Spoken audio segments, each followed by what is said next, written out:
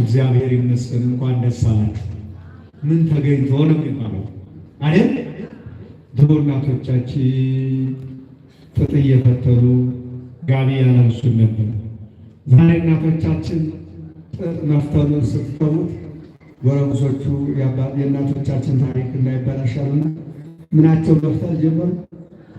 ፀጉራቸው መፍተል ጀመሩ። ታሪክ እንዳይበላሽ ነው ማለት ነው። ይገርማል። ይሄ ገራሚ እኮ ነው። አያችሁ። ሁለተኛ ወንዶች እንኳን ደስ አላችሁ። ምን ተገኝቶ አይደለም የሚባለው መልሱ። የጀግኖቹ ሱሪ ጉልበት ላይ ደረሰ።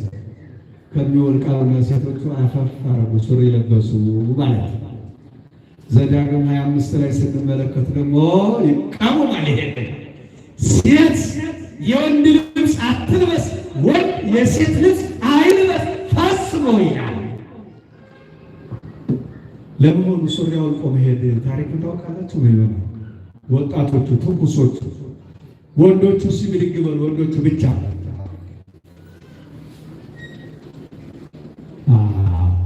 መመር ሁሉም ሱሪያቸውን ያጠበቁ ናቸው። ጉልበታቸው የወረደ የለም። ተመስገን።